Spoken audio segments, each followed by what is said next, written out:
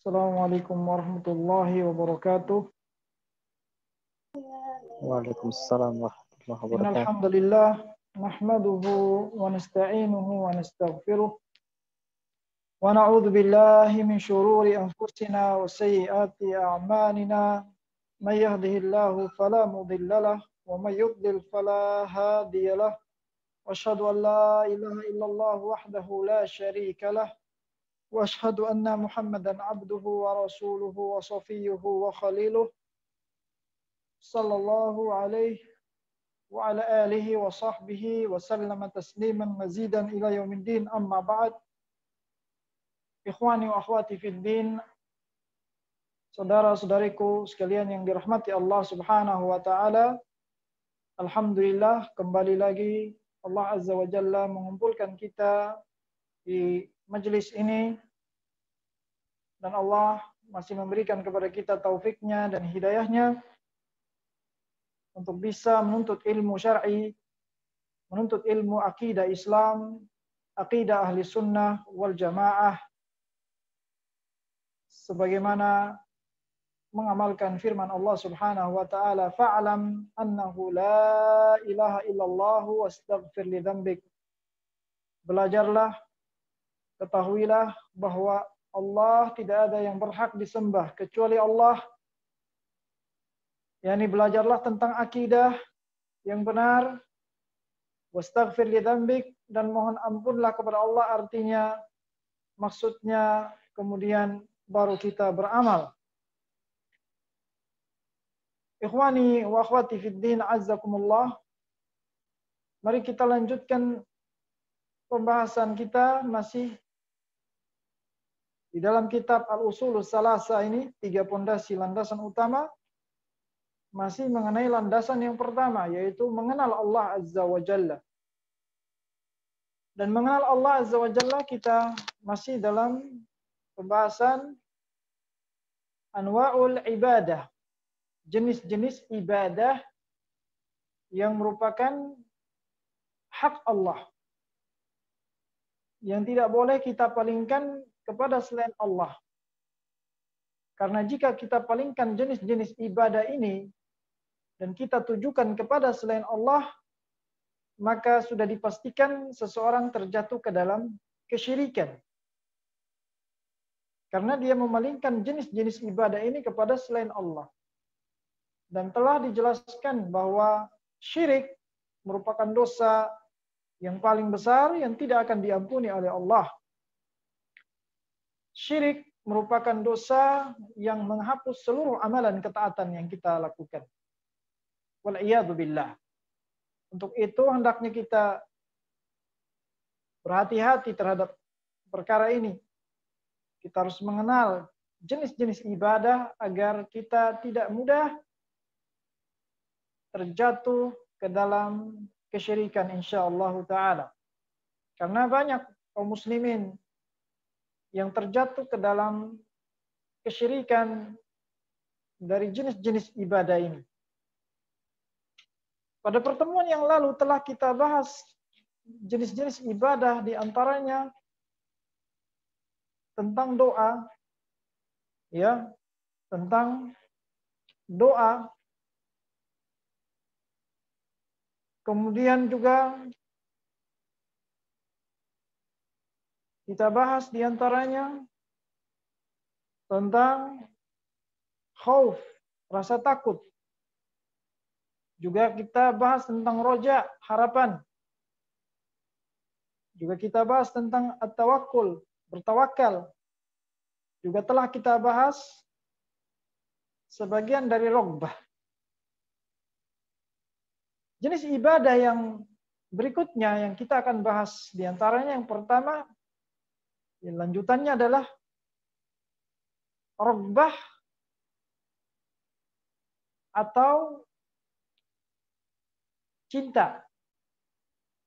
Rogbah itu cinta. Begitu pula dibahas di sini tentang rohbah. Rohbah itu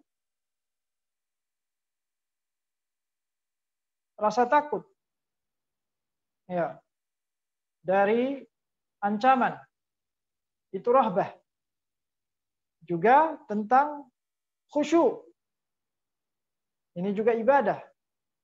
Ketiga-tiga ini terkumpul dalam firman Allah surat Al-Anbiya ayat 90. Allah katakan, innahum kanu yusari'una fil khairati wa yad'unana raghaban wa rahaba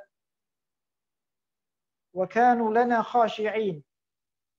Sesungguhnya hamba-hamba Allah itu yang beriman, mereka orang-orang yang bersegera di dalam kebaikan. Wa yad'unana, dan mereka berdoa kepada kami, berdoa kepada Allah, raghaban, dengan adanya raghbah. Raghbah itu kecintaan. Wa rahaban, rahaban itu rasa takut dari ancaman, dari azab. Wa kanu lana khashi'in, dan mereka itu khusyuk. Khusyuk merupakan ibadah. Semua akan dijelaskan di sini. Bismillah. Raghbah. Apa itu raghbah, ikhwatal iman? Raghbah itu adalah, berkata Syekh Utsaimin rahimahullah, mahabbatul wusuli ila syai'il mahbub.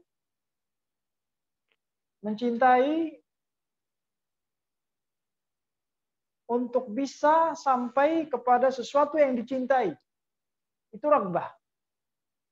Seperti surga itu sesuatu yang dicintai. Maka seorang yang mencintai surga, dia berusaha untuk sampai kepada surga dengan apa? Dengan beramal. Maka ini artinya raghbah. Raghbah itu suatu motivasi, harapan, dan rasa cinta yang ingin dia raih. Itu raghbah.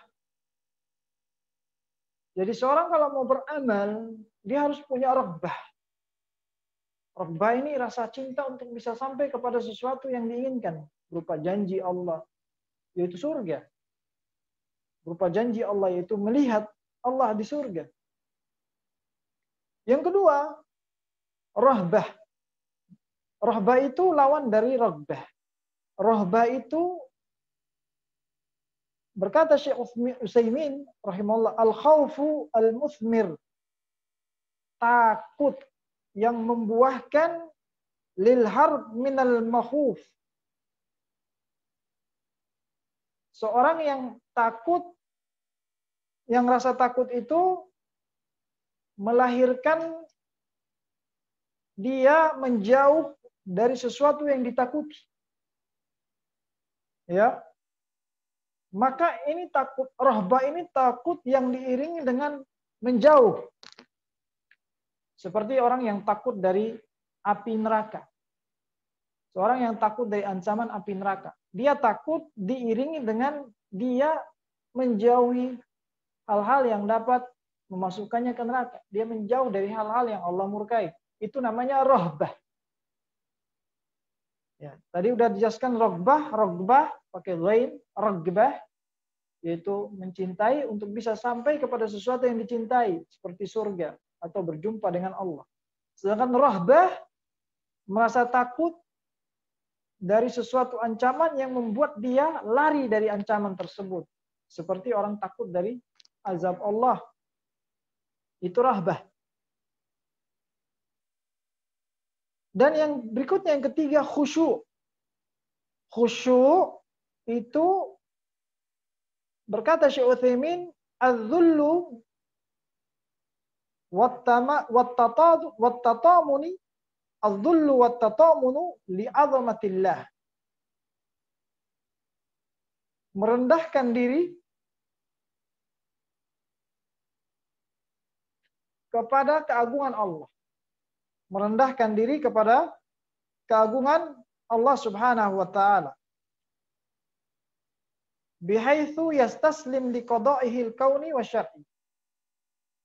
Yaitu dengan dia berserah diri kepada Allah, dia bersandar kepada Allah dan menyerahkan urusan Allah. Menyerahkan seluruh urusan dia, apa yang Allah tentukan padanya, dari takdir maupun dari perintah Allah. Dia serahkan kepada Allah karena Allah yang tahu tentang maslahatnya. Ini khusyuk. Jadi khusyuk orang yang beribadah dengan penuh ketundukan kepada Allah, dengan dia menyerahkan seluruh urusannya kepada Allah. Itu khusyuk. Ya. Jadi ayat yang mulia tadi surat Al-Anbiya ayat 90, Allah menjelaskan tentang raghbah, rahbah, dan khusyuk. Ketiga-tiganya ini adalah ibadah. Ya, yang dimana di antara sifat-sifat hamba Allah yang soleh, yang mukhlis, yang ikhlas di dalam ibadahnya adalah hamba-hamba Allah yang beribadah kepada Allah dengan tiga hal ini. Dengan meraghbah, rasa cinta untuk masuk ke dalam surga. Dengan rahbah, rasa takut dari azab Allah. Dan dengan khusyuk, ketundukan dan penyerahan diri kepada Allah. Ini adalah di antara ciri hamba-hamba yang ikhlas. Dan Allah sebutkan di sini wa yad'unana, mereka berdoa kepada kami dengan penuh rasa raghbah, dengan penuh kecintaan dan rasa takut, rahbah. Dan berdoa di sini mencakup seluruh doa. Seluruh doa, baik itu doa ibadah seperti sholat dan lainnya, ataupun doa masalah seperti dia meminta hajah, kebutuhan. Maka orang-orang yang ikhlas itu mereka yang berdoa kepada Allah, artinya beribadah kepada Allah dengan harapan. Harapan bisa berjumpa dengan Allah dan masuk surga. Ini ibadah yang sah. Dan rasa takut dari azab Allah Azza wa Jalla dengan dia meninggalkan perbuatan dosa-dosa yang Allah haramkan padanya.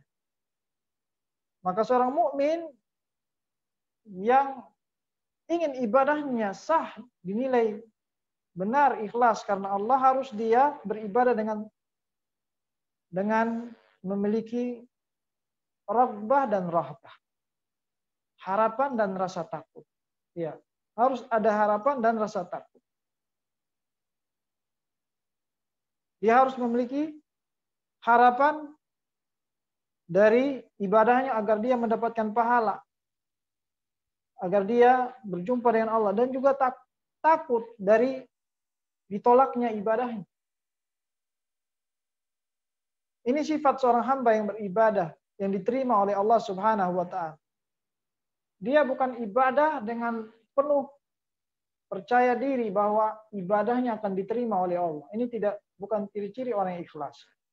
Tapi dia di samping ibadah yang dia lakukan, ada juga rahbah, rasa takut yang dia khawatirkan amal ibadahnya ditolak oleh Allah Subhanahu wa taala. Para ulama di sini berbeda pendapat mana yang harus didahulukan dalam kehidupan seseorang.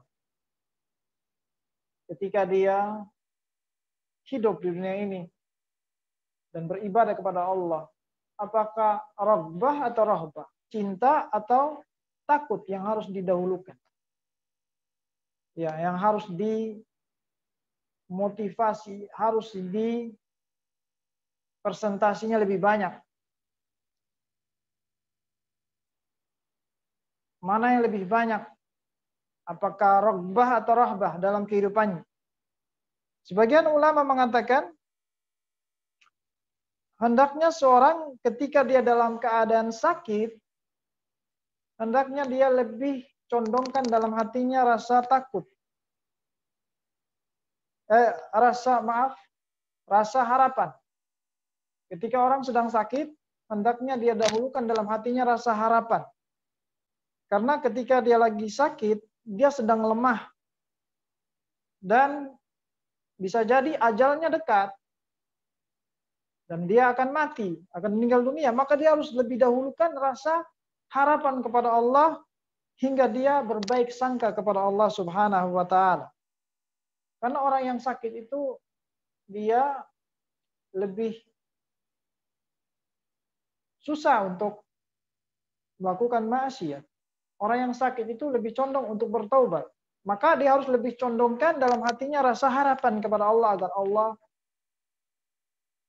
Subhanahu wa ta'ala menerima dia, menerima amal ibadahnya, mengampuni dosanya. Ya. Kemudian ketika dia dalam keadaan sehat, maka dia harus condongkan dalam hatinya rasa takut kepada Allah. Karena orang kalau dia sehat, itu ada rasa lebih banyak sifat angkuhnya. Karena dia sehat dan dia lebih dekat kepada perbuatan maksiat, lebih gampang ingin melakukan maksiat ketika orang sehat. Maka hendaknya dia lebih condong rasa takut dan mengingat ancaman Allah atas dosa-dosa bagi yang melakukan perbuatan dosa sehingga dia sulit terjatuh ke dalam maksiat.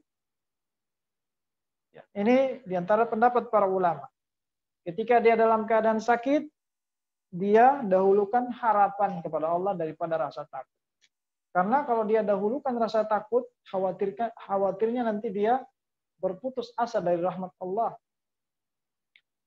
Maka dia dahulukan harapan agar Allah Subhanahu wa taala mengampuninya, menerimanya, berbaik sangka kepada Allah. Ya. Ketika dia dalam keadaan sehat, dia harus dahulukan rasa takut kepada Allah Subhanahu wa taala. Memang rasa harapan pun ada, tapi lebih condong takut karena dia dalam keadaan lapang, yaitu merasa dirinya angkuh, dalam keadaan sehat, lebih ingin condong kepada perbuatan maksiat. Ya. Maka di situ dengan adanya rasa takut, dengan mengingat ancaman Allah, dia akan menjauhi maksiat. Sebagian ulama mengatakan tidak boleh ada yang condong dari rasa takut dan harapan ini. Kedua-duanya harus seimbang.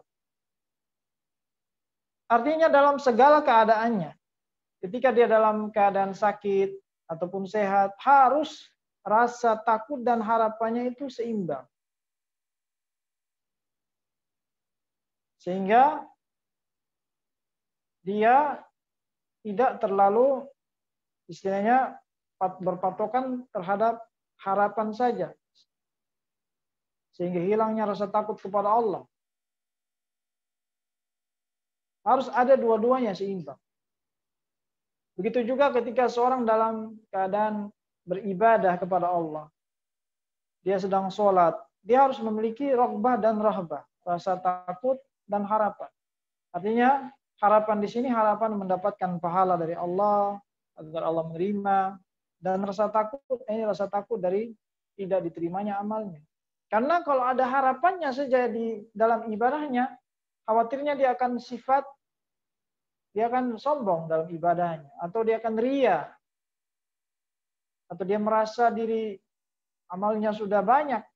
Sehingga dia akan menyombongkan diri. Dengan harapan yang hanya dia berpatokan kepada harapan saja. Terus rasa takutnya sedikit. Jangan.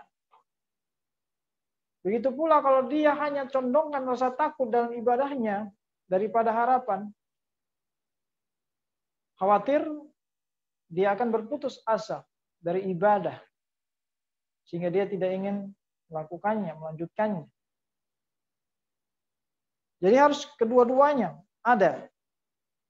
Kemudian di antara ibadah yang wajib kita khususkan pada Allah Subhanahu wa taala, khosyah. Khosyah ini juga rasa takut. Tapi khosyah ada perbedaannya dengan khauf. Ada perbedaan antara khosyah dan khauf. Khosyah, Allah Subhanahu wa taala berfirman tentang khosyah dalam surat Al-Baqarah ayat 150. Fala takhshawhum wakhshawun. Fala takhshawhum wakhshawni. Janganlah kamu takut kepada mereka, akan tetapi takutlah kepadaku, kata Allah. Di sini Allah perintahkan kita beribadah kepada Allah dengan khasyah. Hanya takut kepada Allah. Tidak boleh kita takut kepada selain Allah. Dan khasyah di sini kata ulama di antara Syekh Utsaimin menjelaskan, khasyah artinya al-khauful mabniu 'alal ilmi bi'azamatillah bi'azamati man yakhshahu wa kamali sultani. Khosyah itu adalah rasa takut yang dibangun di atas ilmu. Khosyah itu rasa takut yang dibangun di atas ilmu akan keagungan yang dia takuti. Itu khosyah. Atas keagungan yang dia takuti dan kekuasaannya. Jadi ketika seorang dia takut kepada Allah dengan khosyah, ini lebih membuat dia lebih jauh dari maksiat dan lebih dekat kepada Allah. Karena khosyah ini artinya dia takut kepada Allah dengan ilmu tentang sifat-sifat Allah yang memiliki keagungan dan yang memiliki kekuasaan, yang Allah itu maha kuasa, kapan saja Allah bisa menjatuhkan azab padanya. Jadi kalau seorang itu takut dengan khosyah, artinya dia takut dengan ilmu. Ilmu tentang keagungan yang ditakuti dan kekuasaannya. Sehingga dia benar-benar takut. Seolah dia melihatnya. Ya. Karena dia tahu keagungan itu. Itu khasyah. Adapun khauf. Khauf itu hanya sekedar rasa takut, tapi terkadang takutnya tanpa ilmu. Terkadang takutnya tanpa ilmu tentang yang dia takuti. Artinya takutnya atas dasar jahal, atas dasar kejahilan. Sehingga ini lebih dekat kepada was-was. Ya. Atau dia menyangka ini suatu yang ditakut, suatu yang membahayakan padahal tidak. Itu namanya khauf. Contohnya, seorang takut kepada yang tidak bisa membahayakannya. Yang tidak memiliki keagungan. Misalnya takut pada syaitan. Maka takut ini namanya khauf. Karena dia tidak memiliki ilmu tentang yang dia takuti. Begitu juga orang yang takut kepada ahli kubur. Orang mati. Maka takut ini berdasarkan jahil. Dia tidak tahu tentang yang dia takuti. Tidak memiliki keagungan. Tapi kalau khosyah, dia takut, benar-benar dia yakin ini membahayakannya. Dia yakin bahwa yang dia takuti ini memiliki keagungan dan bisa menguasainya. Seperti orang yang takut kepada Allah berdasarkan ilmu. Ini lebih istiqomah orangnya. Sebagaimana firman Allah tentang para ulama, tentang orang-orang yang berilmu. Allah katakan, "Innama yakhsyallaha min ibadihil ulama."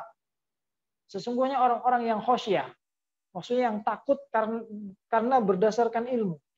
Sesungguhnya orang-orang yang takut kepada Allah dengan takut berdasarkan ilmu itu adalah para ulama. Orang-orang yang memiliki ilmu. Nah ini takut tingkat tertinggi. Seolah-olah mereka melihat Allah Azza wa Jalla. Maka kita membutuhkan ilmu tentang sifat-sifat Allah, tentang asma Allah. Sehingga rasa takut kita akan lebih. Ya dengan belajar akidah. Dengan mempelajari akidah ini kita mengetahui tentang sifat-sifat Allah. Kemudian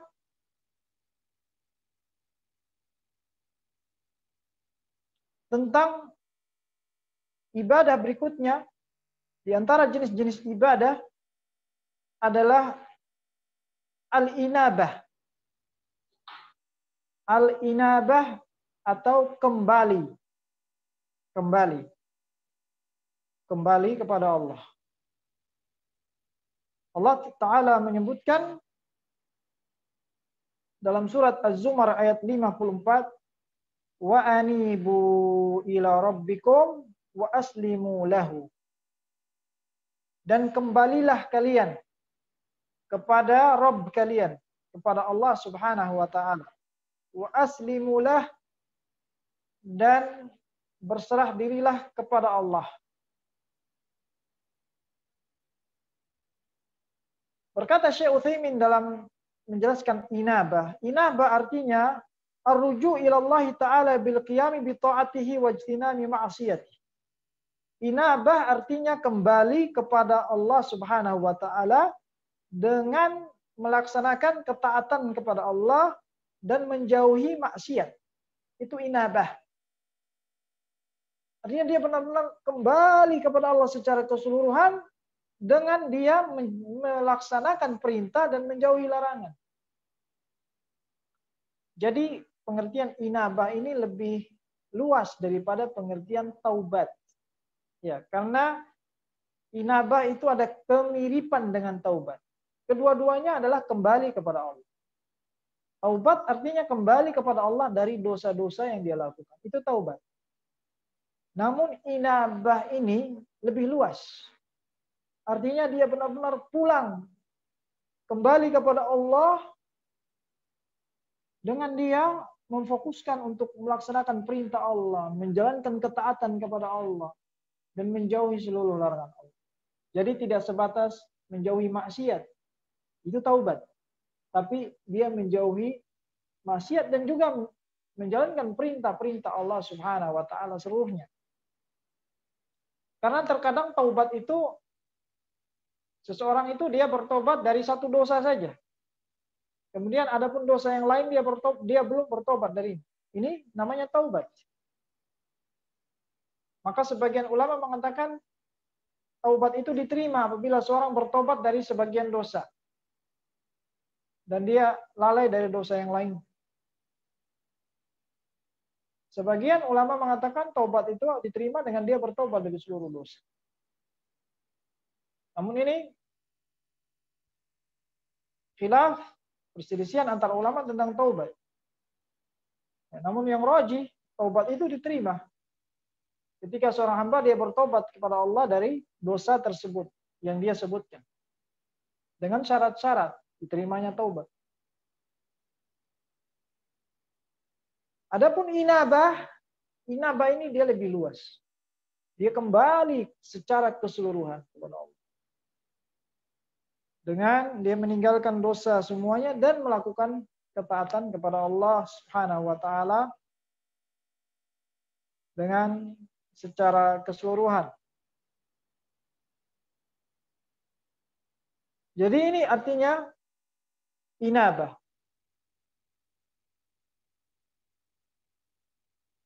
Dan inabah ini tidak boleh diberikan kecuali untuk Allah. Karena ibadah. Karena inabah ini bagian dari ibadah dan tidak boleh kita berikan inabah ini kecuali untuk Allah. Tidak boleh kita inabah karena seseorang. Ya, kalau kita inabah karena seseorang maka dia terjatuh ke dalam syirik. Jadi kembalinya kita dari dosa kepada ketaatan ini semua harus karena Allah. Karena ini bagian dari ibadah. Allah katakan wa anibu ila rabbikum. Kembalilah kalian kepada Rabb kalian. Wa aslimu lahu. Dan aslimu yakni serahkanlah diri kalian kepada Allah, artinya serahkanlah diri kalian untuk bisa tunduk kepada syariat Allah. Kepada syariat Allah Subhanahu wa taala dan hukum-hukum yang Allah berikan. Kemudian yang berikutnya di antara jenis ibadah adalah al-isti'anah. Al-isti'anah yakni memohon pertolongan. Memohon pertolongan kepada Allah. Allah Subhanahu wa taala memerintahkan kita untuk memohon pertolongan kepadanya saja. Dalam hal yang hanya Allah yang mampu memberikan ini. Pertolongan ini. Allah katakan iyyaka na'budu wa iyyaka nasta'in. Dalam surat Al-Fatihah.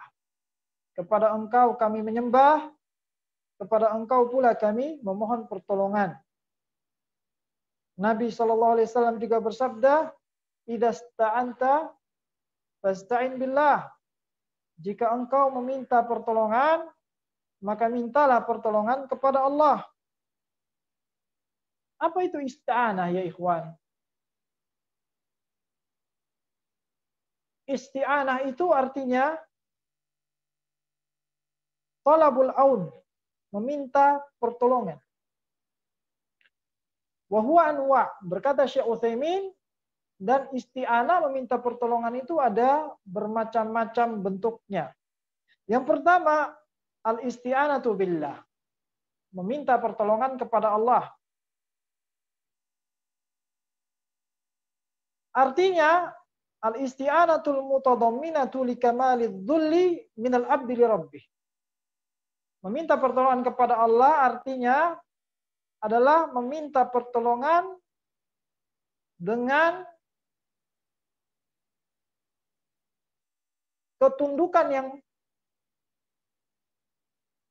sempurna kepada Allah. Dia meminta pertolongan dengan ketundukan kepada Allah, merendahkan diri di hadapan Allah Subhanahu wa taala. Wa tafwidil amri ilaih, dan menyerahkan urusannya kepada Allah Subhanahu wa taala. Wa i'tiqad kifayatihi, dan meyakini Allah mampu untuk bisa menyelesaikan apa yang dia minta. Ini arti isti'anah billah, memohon pertolongan kepada Allah. Artinya dia memohon pertolongan dengan penuh kerendahan di hadapan Allah, dan juga dengan menyerahkan urusannya seluruhnya kepada Allah, dan juga dengan dia meyakini Allah itu cukup baginya untuk menyelesaikan urusannya. Allah katakan tadi, iyyaka na'budu wa iyyaka nasta'in, hanya kepadamu kami mohon pertolongan. Pertolongan hanya kepada Allah. Allah dahulukan iyyaka, hanya kepadamu. Di dalam bahasa Arab, kalau didahulukan iyyaka, kepadamu, kemudian kata kerja nasta'in, kami mohon pertolongan, maka kata para ulama yufidul hasr. Kalimat ini mengartikan pengkhususan. Artinya khusus kepada Allah. Kita memohon pertolongan Allah kepadanya. Jadi semuanya yang didahulukan objek daripada kata kerja, maka ini menunjukkan pengkhususan. Kepada engkau kami mohon pertolongan, artinya hanya kepada engkau kami mohon pertolongan. Maka siapa saja yang memohon pertolongan kepada selain Allah Subhanahu wa taala dengan pertolongan yang jenis ini, dengan dia merendahkan dirinya kepada yang dia minta tolong, dengan penuh dia juga menyerahkan urusannya kepada yang dia minta tolong, dengan dia yakini orang ini dapat menyelesaikan urusannya, padahal hanya Allah yang bisa menyelesaikan urusannya, maka dia musyrik. Dia musyrik. Ya. Dia keluar dari agama Islam. Jadi siapa saja yang palingkan jenis isti'anah, mohon pertolongan ini kepada selain Allah, yang dimana tidak ada yang bisa memberikan pertolongan kecuali hanya Allah Subhanahu wa taala, maka dia musyrik, keluar dari agama Islam. Kemudian yang kedua, jenis kedua dari memohon pertolongan adalah al-isti'anah bil makhluk ala amrin yaqdir alaih. Memohon pertolongan kepada makhluk, kepada manusia misalnya, atau kepada makhluk, yang dimana makhluk ini mampu memberikannya pertolongan. Mampu, dia mampu. Misalnya diminta bantuan, orang ini mampu memberikan bantuan. Maka jenis yang kedua ini dibolehkan dengan syarat orangnya mampu memberikan pertolongan kepadanya. Seperti contohnya meminta pertolongan kepada orang lain agar mengangkat barang bawaannya. Tolong angkat barang bawaan saya ini. Boleh enggak? Orang ini angkat, mampu. Maka Meminta pertolongan ini adalah jenis yang dibolehkan. Karena orang ini mampu. Tapi kalau dia meminta pertolongan kepada orang ini tidak mampu. Artinya hanya Allah saja yang mampu memberikannya. Contohnya, tolong pindahkan hujan ini dari sini ke kota lain. Nah, ini urusan alam. Atau dia meminta pertolongan agar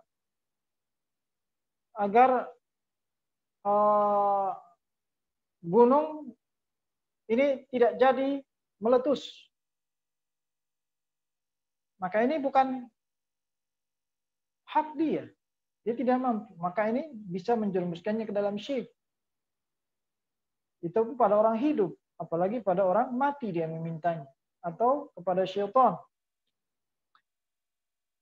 Allah katakan tentang meminta pertolongan yang dibolehkan ini.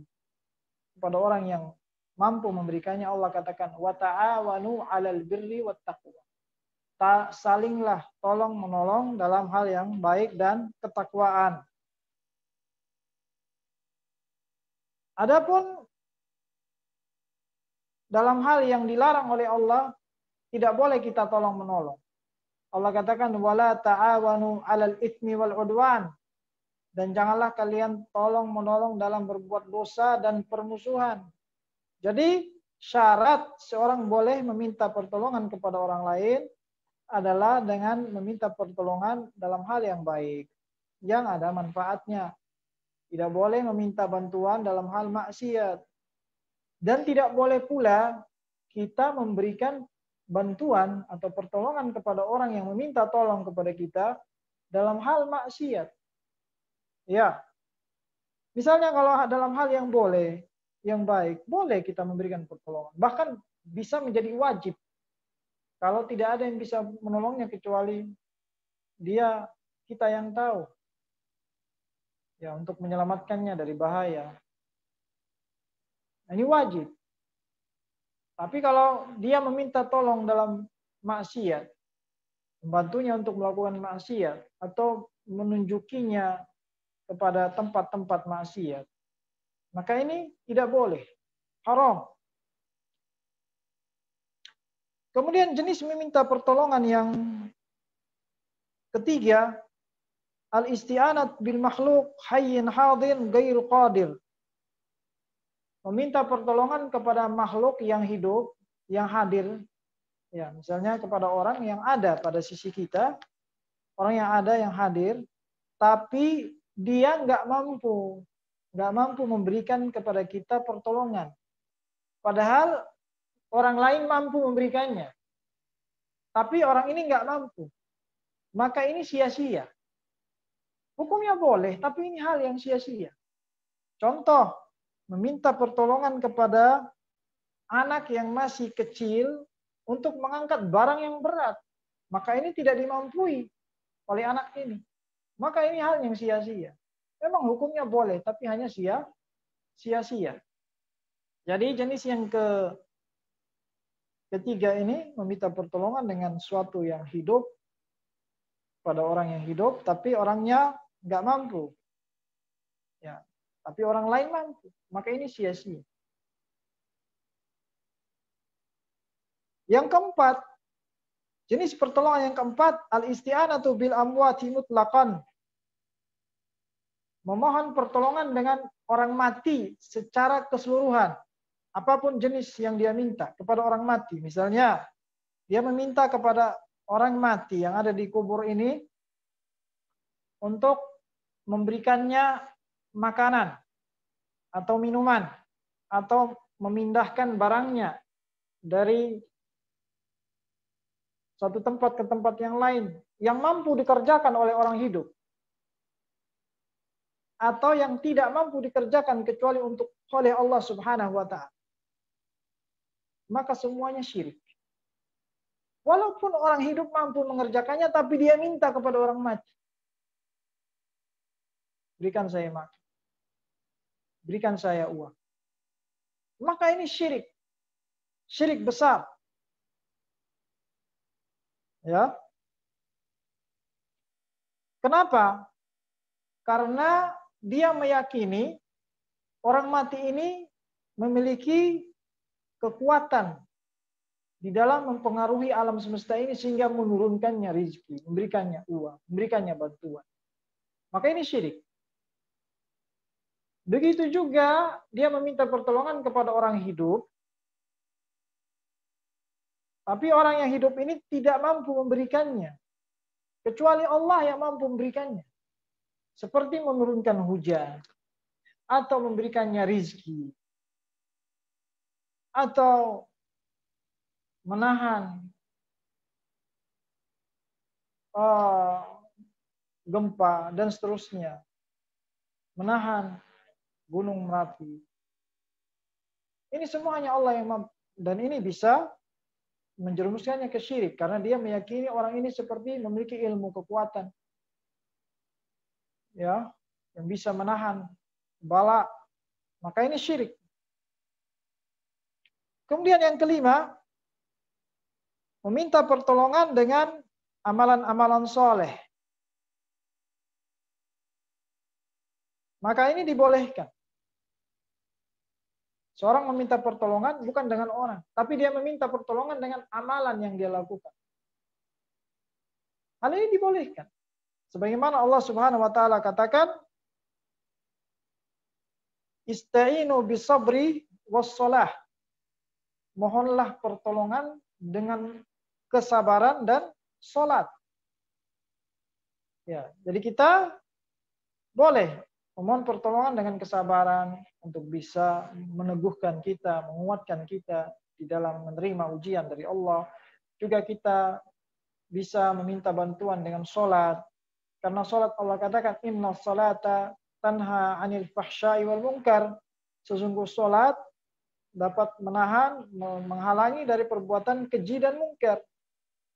Maka hal ini dibolehkan.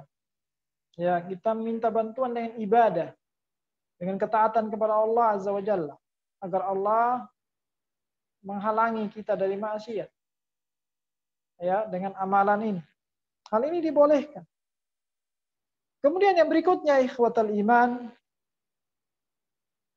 adalah al-isti'adzah. Isti'adzah yaitu meminta perlindungan.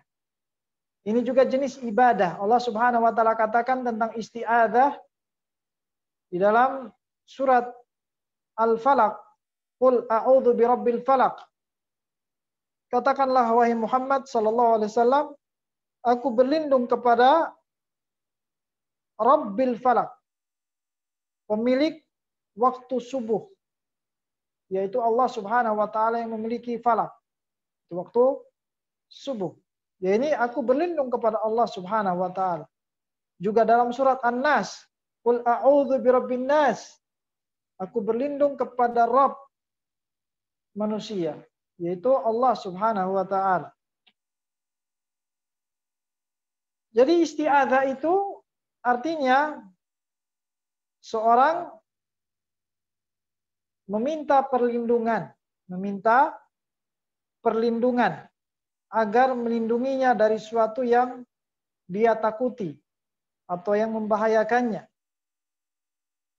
Ketika seorang meminta perlindungan kepada sesuatu, sebenarnya dia telah menyerahkan urusannya kepada yang dia minta perlindungan darinya.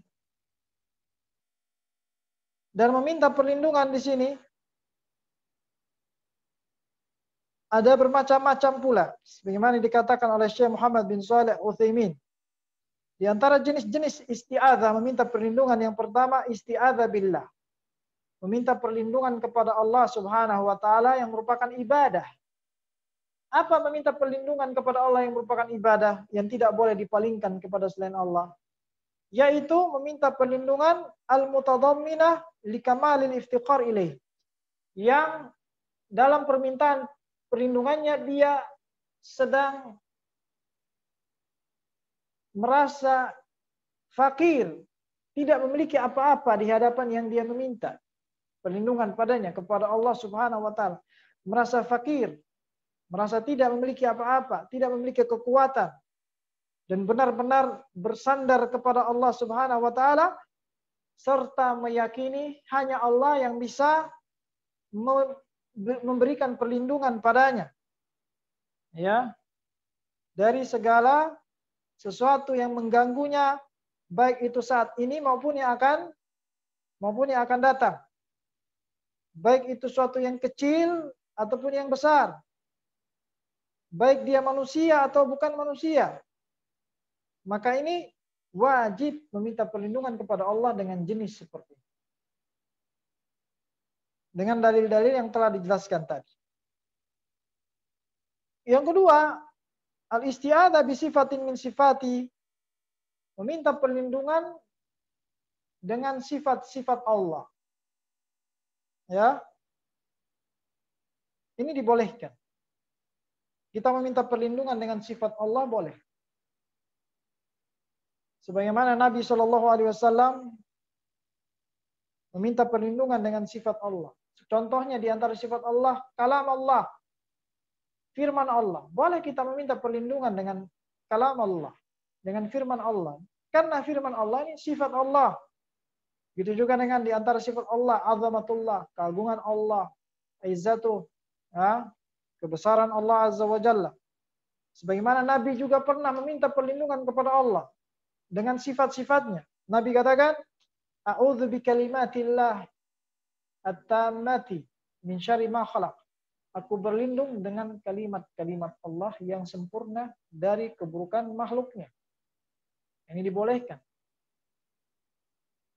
Jadi meminta perlindungan dengan sifat-sifat Allah dibolehkan. Ya, karena itu sama saja meminta perlindungan kepada Allah Azza wa Jalla. Yang ketiga, meminta perlindungan dengan orang mati atau kepada orang mati. Meminta perlindungan kepada orang mati ini syirik. Ya, ini syirik. Juga meminta perlindungan kepada orang hidup yang dimana orang hidup ini tidak mampu memberikan perlindungan kepadanya kecuali Allah. Ini juga syirik. Contohnya, dia meminta kepada manusia yang hidup agar dia melindunginya dari bahaya wabah. Ya. Melindunginya dari bahaya Gunung Merapi. Dari bahaya bencana alam. Seperti orang yang mendatangi dukun, santet. Minta perlindungan.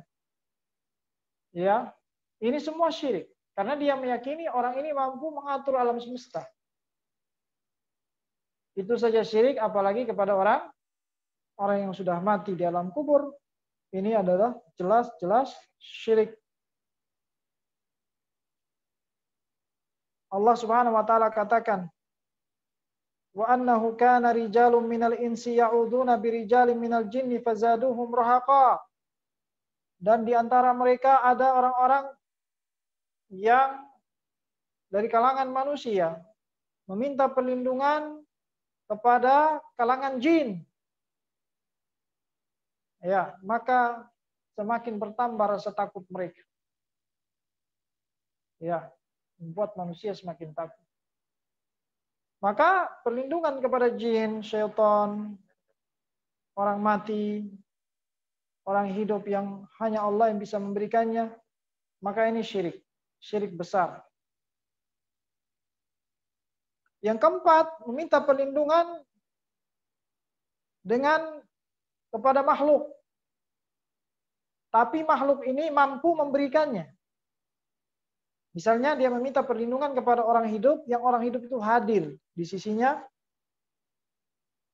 yang dimana orang hidup ini mampu memberikan perlindungan padanya. Maka ini dibolehkan. Contoh, meminta perlindungan kepada orang ini agar melindunginya dari kejahatan begal, atau orang jahat, atau pencuri.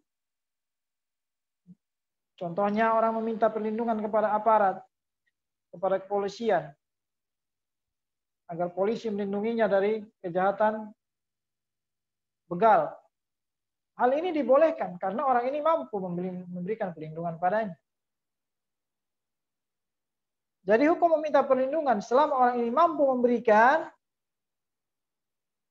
hal ini dibolehkan. Hal ini dibolehkan. Sebagaimana berdasarkan hadis-hadis Rasulullah Shallallahu Alaihi Wasallam, diantaranya Nabi Shallallahu Alaihi Wasallam bersabda tentang fitnah, man tasyarrafa laha tastashrifhu. Siapa yang ingin menemui fitnah, pasti fitnah itu akan menemui. Dia akan terkalahkan dengan fitnah. Maka harus menjauh dari fitnah. Seperti fitnah Dajjal. Kita diperintahkan untuk menjauhinya. Waman wajada malja'an. Dan siapa saja yang mendapati tempat berlindung. Au ma'adhan. Atau tempat meminta perlindungan. Falya'udh bihi. Maka dia meminta naungan, perlindungan darinya. Agar melindunginya dari fitnah. Karena fitnah akhir zaman ini banyak yang mengejarnya. Jadi ketika seorang menjauh fitnah kejahatan manusia, dengan dia berlindung kepada suatu tempat agar orang memberikan naungan padanya, maka hal ini dibolehkan selama orang ini mampu. Tapi kalau meminta perlindungan dari hal yang tidak dimampui kecuali Allah, ini yang dilarang. Ini yang syirik.